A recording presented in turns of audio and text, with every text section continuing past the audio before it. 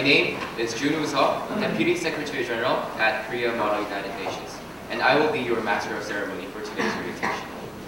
For those of you participating in a Model United Nations conference for the first time, I would like to congratulate on your entrance to the world of Model United Nations, where each and every one of you gets a chance to emulate the United Nations. And for those with experience and without experience, welcome to Korea Model United Nations. Now I will show you the table of contents for today's orientation. But before that, there is one big important document that you must all know, which is the Release and Waiver of Liability. This is the document that is inserted inside your delegate handbooks handed out previously. And for all participants, it is fundamental that you bring them to the conference, signed, and if you are legally underage, you must have your parental or guardian signature as well.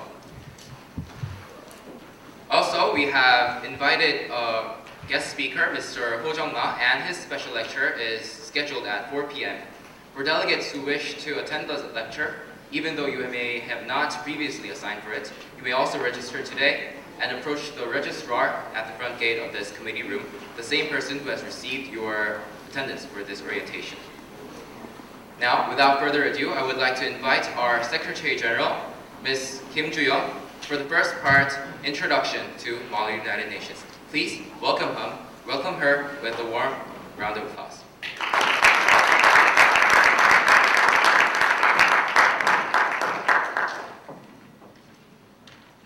Good afternoon, delegates.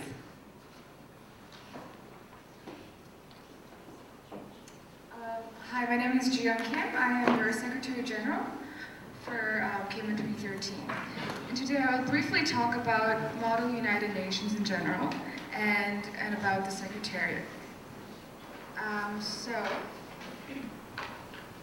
Now what is Model United Nations? Before I talk about the concept of MUN, I would like to talk about the United Nations in general. The UN is an international organization that facilitates cooperation among different sovereign states for the ultimate purpose of achieving world peace.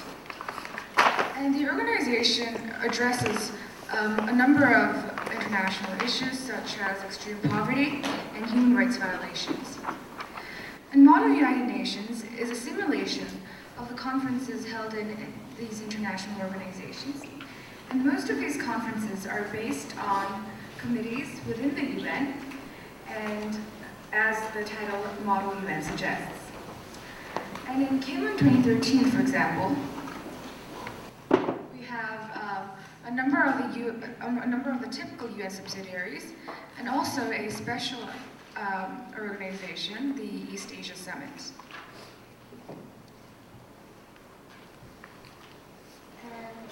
So to talk more specifically about your roles as delegations. In MUN, participants take on roles as representatives of each member nation in the different international organizations. And they discuss relevant global or regional issues with other participants through speech, debate, and most importantly, negotiations. For participants to be successful in the conference, they need to engage in some heavy research, and with in-depth knowledge of the agenda, and with an understanding of one's national position, the delegates can conduct full-fledged discussions and formulate fruitful resolutions. And well, each committee will be distinct from others, but what is equal among all committees is that they have to come to a compromise and produce a product of consensus, well, the majority consensus, that is a resolution. And at the same time, the delegates must remember to have their national positions be reflected on those resolutions. Now I'll talk about the Secretariat briefly. The Secretariat comprises the Secretary General, the Deputy Secretaries General, and the Undersecretaries General. The Deputy Secretaries General are in charge of the academic affairs, the contents of this conference, and they're also in charge of training your student officers who will be serving as your chairs in the action committee. in the conference, excuse me. And the Undersecretaries General are in charge of the logistic and the realistic matters of the conference. And you will be seeing them around shortly. Next element of KMUN 2013 that I'll talk about is the KMUN Press Corps. That's also called KPC. And KPC is the press element of KMUN 2013, and it is a group of journalists who are here to put together our daily journals in the actual conference, and they are the ones that have produced the preview journal that you have received just now. And so if in the actual conference, should they come and talk to you and want to interview you, please do not hesitate to talk to them, because you might be seeing your a very big photo of yourself the next day in the journal that they published. Thank you. Thank you. For the next part of the orientation, we will introduce the rules of procedure, which will be introduced by our Deputy Secretary Generals. The first part will be introduced by DSG Min-hwa Lee. Please welcome her again with a round of applause. Thank you. My name is Min-hwa Lee. I'm one of the Deputy Secretary Generals of KMUN 2013, especially in charge of the Committee's International Organization for Migration and UN Women. Before we could move on to specifics of the RRPs itself, we thought that as many of you are newcomers and newbies to KMUN and Model United Nations as a whole, we thought that it was necessary for us to first explain the general terms that are used in Model United Nations. So please turn to page 11 of your handbook in order to easily follow us through the presentation. So if all of you are ready, we'll begin. So the first term is the roll call. So as many of you would know the definition of the roll call, it is taking attendance of each delegate at the beginning of each session. And roll call is taken at the beginning of each session, and when conducted, the chairs will call out each delegation in alphabetical order. And when called upon, delegates may either answer with present or present and voting. So delegates would have to answer present or present and voting in order to show that they're present for the session. And as there are a total of 9 sessions in KMUN 2013, and for delegates to receive the certificate of participation, delegates have to be present for at least 7 sessions. So please be present for the roll calls at the beginning of each session, and be aware that you have to be present. Next is the general debate. So this is the most basic form of debate that we have in KMUN 2013. During the general debate, delegates will be called upon to come to the podium from a speakers list that the chair has listed. And then the delegates, when called upon, have to come to the podium to speak for a limited amount of time. And after they have spoken and they have time remaining, they're allowed to yield to 4 options, which is first, point of information, which is getting questions from the delegates, comments, which is getting comments about the speech that you have just made. Next is to another delegate, which is yielding the remaining time to another delegate to come to the podium to speak. Last but not least is back to the chair, which is asking the chair to continue on with the committee's proceedings. And during the general debate, the delegate may not use first-person pronouns, such as I or me, but is encouraged to use third-person pronouns, such as he, she, or refer to himself or herself as this delegate or the delegate of this country. So during the general debate, delegates would not say, I believe that this is correct, but would rather say, this delegate or the delegate of this country believes that this is correct. Next is the moderated debate. So this is another type of debate that we have in KMUN 2013, and it's quite different from the general debate, so delegates should be aware of the differences. The first difference is that there's no speakers list. So during the general debate, we have a speakers list where delegates are called upon. However, during the moderate debate, delegates who raise the placards are recognized to speak. And the second difference is that delegates do not have to come to the podium. So delegates, when called upon, will stand and make their speech. And last difference is that delegates may speak in their own seats. So during the general debate, delegates may come to the podium to speak. However, during the moderate debate, delegates can speak in their own seat standing. And there's no yielding. So even if they have time remaining, they can only, when their speech has been made, they are made to sit down and continue on with the next speaker. So looking at the elimination of coming to the podium and no yieldings, we can see that the moderate debate is for the purpose of accelerating the debate or focusing on one specific aspect of the agenda. And the committee may move into a moderate debate by raising a motion to move into a moderate debate. So before we move on with other terms that we have ready, we have a short quiz ready. So what is or are a unique characteristics of a moderate debate and the general debate? And this is multiple choice questions, and those who have an answer, we have some prizes ready for you. So if you have an answer, please raise your hands. Are there any delegates who know the answer of this question? Delegate at the back. So yes, it's correct. It's A, B, and D. So yielding is not allowed during the moderate debate. Motion is required to move to a moderate debate. And D, there is no speakers list. And delegate have answered. We have small prizes ready for you. So yes. And C is incorrect because delegates do not have to come to the podium, unlike the general debate. Moving on moderate caucus. Unlike the general debate or the moderate debate, this is rather free form of caucus, and delegates are allowed to freely move around, have bilateral or multilateral conversations with other delegates, and are also free to write draft resolutions. So this is a rather free form, free time when delegates are allowed to just move around, have free conversations with each other and such. And delegates can move into a unmarked caucus by raising a motion to move into unmarked caucus, which these motions will be entertained at the later part of the presentation. Next is note passing. So as many of you would know, note papers are provided at the beginning of each day of the conference, and delegates may use the note papers to communicate with other delegates. So during the general debate or the moderate debate, one delegate is only allowed to speak at one at a time. However, if delegates wishes to speak with other delegates privately and more deeply regarding such aspects, delegates may send a note to another delegate to have a conversation with each other. And it also must be in English, as the official language of KMUN is English, and notes containing unnecessary information will be discarded immediately. And note papers can also be sent to the chairs for inquiries or getting the delegate up on the roll call or the speakers list.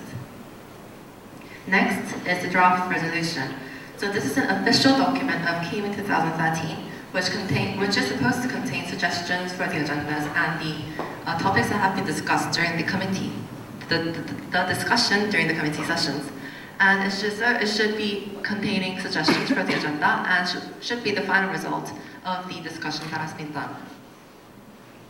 Another quiz before we move on. So this is a true or false question. So the statement states, a draft resolution should mainly contain solutions to the problems mentioned in the agenda.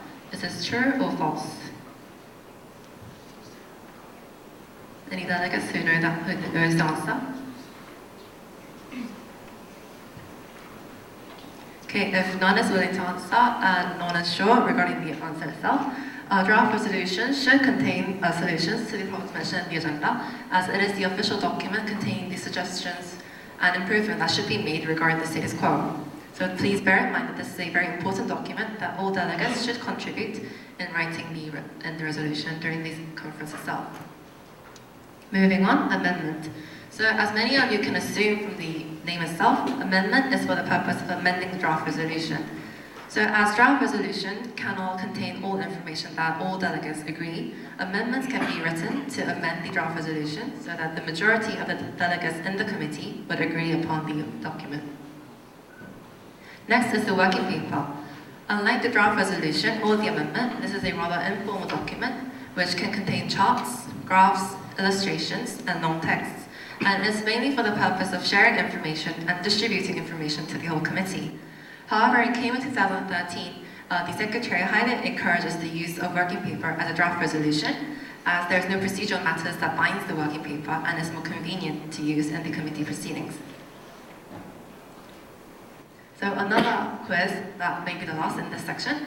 A working paper is an official document that is strictly bound by procedural matters. Is this true or false? Yes? Yes, so please hand out the prize to the delegates answered. Yes, so this statement is false. As mentioned, a working paper is an unofficial document that is used in KMUN 2013, and so because it's more convenient to use, we encourage the use of working paper as a draft resolution, which does not have procedural outlinks. Last but not least, voting. So there are two types of voting in KMUN 2013, and the first is procedural voting. As briefly mentioned in the other terms that has been discussed, we have motions, and regarding the motions, we have procedural votes. And this is a rather simple type of voting, where delegates can vote with raising their placards. And delegates may either vote yes or no, and there's no abstention, so delegates all have to vote. And the second type of voting that is quite more complicated is substantive voting. So this is regarding the official documents in KMUN 2013, the draft resolutions or the amendments. And this is a roll call vote. So just like the roll call, the chairs will call out delegations in alphabetical order. And when these delegations are called upon, delegates may either answer with yes, yes with rights, no, no with rights, pass, and abstain. And the with rights votes are regarding one's nationality, and the delegates are called upon to make a speech after the voting has been done. So these are the 6 options, and please be aware of these general terms and your understanding of the RFP. Thank you. Thank you. So that was the first part of explanation to general terms of rules of procedure. The next 2 following points, the following terms are points and motions. I assume you have a lot of questions, and keep any and all questions, mark them in your handout or write them down, because you have a Q&A session with your chairs who are sitting between yourselves. So without further ado, I would now like to invite the Deputy Secretary General, Jong-han Lee, for the introduction of points. Please welcome it with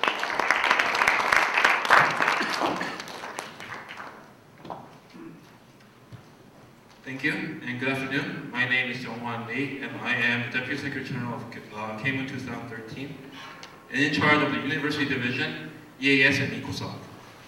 At this part of the ROP presentation, we will introduce you to points and motions, which are key elements of MUNs. Points and motions are used to make the flow of debate more smoothly, and each point or motion has a different purpose. So, we will now move on to explain the points and motions that you can use in the KMUN 2013. So water party. Are there any chairs that can give me an example of a point? Yes? Point of personal privilege. Can the DSG please speak a bit away from the microphone? Okay, thank you. Okay, the points that's just been raised are examples of points that may be used in the National KMUN Conference, although it might be not addressed to the DSGs. There are 5 points in KMUN 2013. Points of personal privilege, points of inquiry, points of clarification, points of information, and point of order. Because you cannot simply raise a hand to say something in MUN, points are used to ease communication and improve the flow of the day. So now I will go over the points in detail.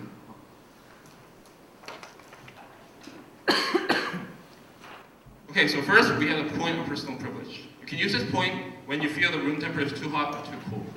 You can also use this point when you can't hear speeches because the speaker is speaking too softly or not using his or her microphone.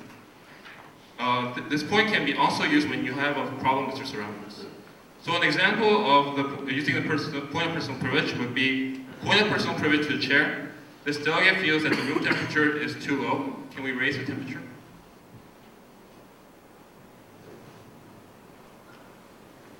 Next, we have the point of inquiry. This can be used when you are unsure of the procedures according to the ROP. It may be also used when you are unclear of the proceedings itself. However, it may not be used for factual questions regarding the debate. An example of this would be point of inquiry to the chair: how long do we have left in this debate? And the chair will tell you how long there remains in this committee.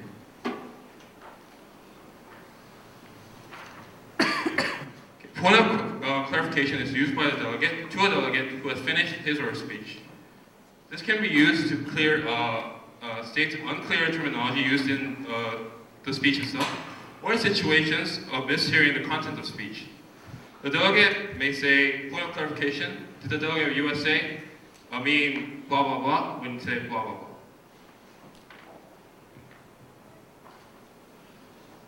And point of information, or POI in short, it is a question related to the content of the speech itself, and is raised by the delegate who has just finished his or her speech. It may be used when the delegate finishes speech. and when he or she opens himself to point informations. The delegate may ask a point of information by saying, what does the delegate of People's Republic of China think of blah blah?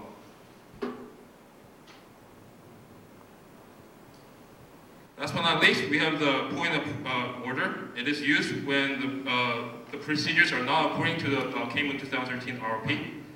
And when this is so, a delegate may raise a point to the chair and the chair will correct him or herself. Okay, so I know you guys may be bored about inserting some of these points, so we will have a quiz, and also for this we have a special prize. So the question is this: what point can you raise when you feel it is too cold in the committee? Yes? You in the red? Yes, that is correct. Please give her a applause.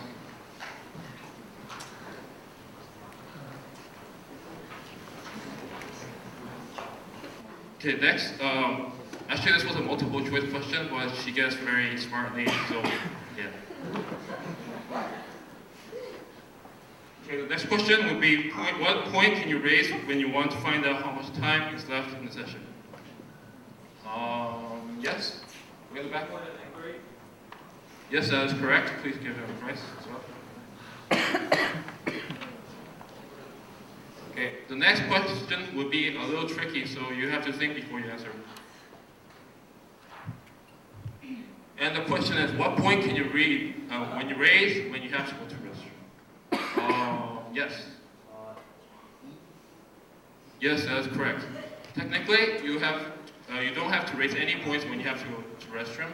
You may just leave at the committee room when you feel you have to use the restrooms. Okay, so this ends the points, and we will now move on to motions. Thank you. Thank you, Jung-han. The final part, to explain rules of procedure, we still have motions. So we will welcome DSG Min Seo-go for the introduction of motions.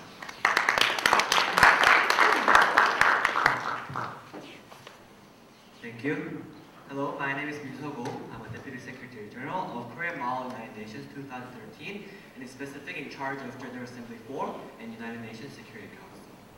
I'm here today to explain various motions that you will be using frequently throughout the conference. But before elaborating on specific motions and terms, I'd like to talk about the reasons as to why these motions exist in the first place. Each different motions hold different purposes that work as a lubricant in actual conferences. For example, people that cannot just come up to the podium and shout out, let's allow people to talk for 60 seconds, or let's move into moderate debate to talk about specific aspect of the agenda item. Thus, to make delegates' opinion heard in an official manner, we have motion. Unlike points, motions oftentimes direct the flow of debate, and this is the reason why motions need to go through procedure of voting to be entertained. So while there are multiple motions in Korean Model United Nations 2013, you only need to learn 4 motions. No more, no less, just 4. These are motion to set the agenda, motion to move into moderate debate, motion to move into on-moderate caucus, and last, motion to close debate. I will go on and explain how these motions are carried out and the reasons why these are entertained. First and foremost, we have motion set the agenda. So at the beginning of the first session of the first day, the committee sets the agenda. Perhaps the most important reasons for holding conference is to talk about the specific issue at hand that weighs significantly to international society. But because there are a lot of delegates holding different issues and different interests at stake, delegates just cannot come up to the podium and talk about the issue that they want to deal with respectively. So this is the reason why we have motion to set the agenda. By entertaining this motion, the committee can set the agenda and delegates are able to talk specifically about a certain agenda item and are able to conduct the conference and session more fruitfully. Moving on, we have motion to move into a moderate debate. Mainly in the Model United Nations, there are 2 types of debate. First, general debate, and second, moderate debate, as our Deputy Secretary General has mentioned earlier. So general debate is the one in which delegates put themselves up on the speakers list and come up to the podium and talk for certain time limit set. However, in a moderate debate, delegates can simply stay in their seat and make their speech. So usually, this motion is entertained to either speed up the debate or to have the committee talk specifically on a certain agenda item. When entertaining motion to set the agenda, motion to move into a moderate debate, delegates must specify the time duration, purpose, and the individual speaking time. So, as I have said earlier, can any of you list 2 types of debate that we have in Model 9 nations? This also have a prize. And I have said it earlier. Yes? Yes, that is correct. As I have said earlier, we have 2 types of debate, that is general debate and moderate debate. Moving on, we also have motion to move beyond moderate caucus. This is a time when delegates can move freely around the room to talk one-on-one with their fellow delegates, or write draft resolution amendment, get signatories for draft resolution amendment, or even go to the bathroom. Some delegates have tendency to think on-moderate caucus as a free time, but no, this is really, really important because most of the draft resolutions and amendments are drafted out at this time, so delegates are advised to use this time very wisely in order to have a fruitful session. Last but not least, we have motion to close debate. This motion can be entertained on draft resolution, amendment, or agenda item as a whole. When delegates feel that there has been enough debates going on at the conference, he or she may raise his motion to end the debate. When a motion to close debate on an amendment or a resolution is entertained, the committee directly moves into substantive voting procedure on that resolution or amendment. But when the committee entertains a motion to close debate on agenda item is entertained, committee directly moves into voting procedure on resolution in an order that they were introduced. So because this motion has the biggest impact on the conference as a whole, this motion, unlike the other 3 motions that I have introduced in the earlier part of the presentation, requires 2/3 majority to pass. So, these are the 4 motions that I have prepared today. So can any of you here give a brief summary of the reasons as to why we have motions in Model 9 nations? Anyone? I know you have got to the prize earlier, so let's give another person a chance. Anyone else?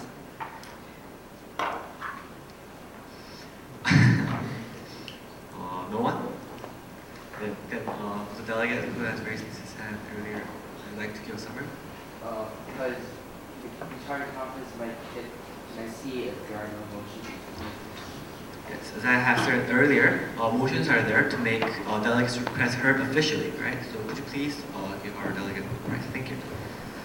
So these are 4 motions that I have. These are 4 motions that you must know in order to enrich your experience here at KMUN 2013. But please be noted that these are not the only motions that we have. If you want to learn more and want to participate fervently in the conference, please refer to our ROP that has been uploaded in our website and learn. Okay? Right. Thank you. And I'll be moving on to position paper. So this is also very important.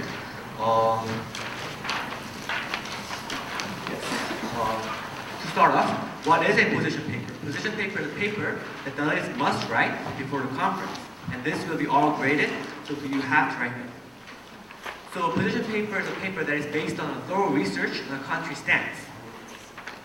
And it should also include proposals, possible proposals, and solutions that will be included in the draft resolution.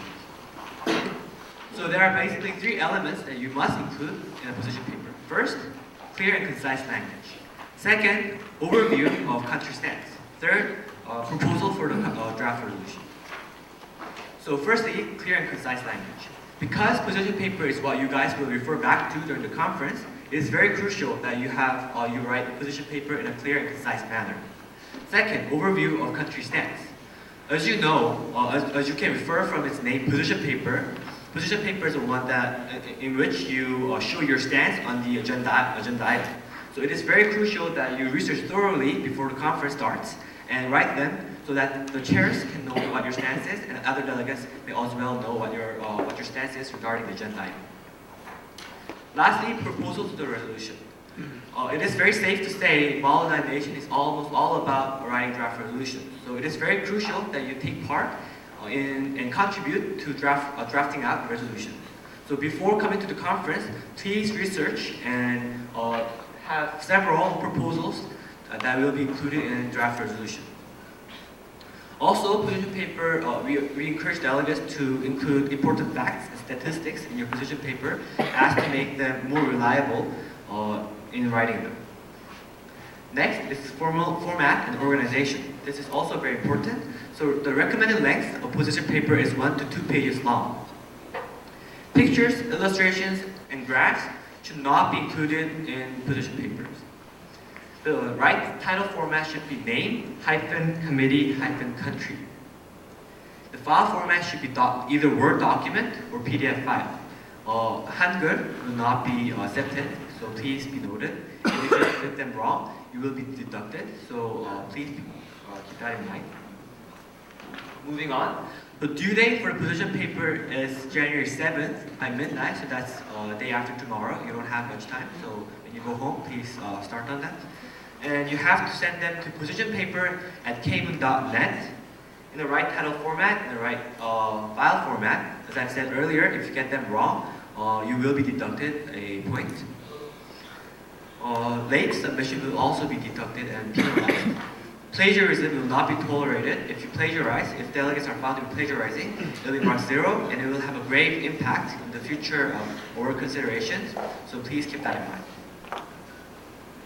Moving on, in case you guys don't know what plagiarism is the use of another person's ideas, or information, or actual words, either verbatim, insufficiently paraphrased without citation. So after years of MUN experience, I've noticed that first participants tend to base their research upon internet, but do not cite them properly. But this will also be regarded as plagiarism. So please do cite them, cite your sources, and you will not be regarded as plagiarizing whatever information that you use. Okay, so thank you. Thank you for your attention. And we will have Q&A session. Thank you, Deputy Secretary.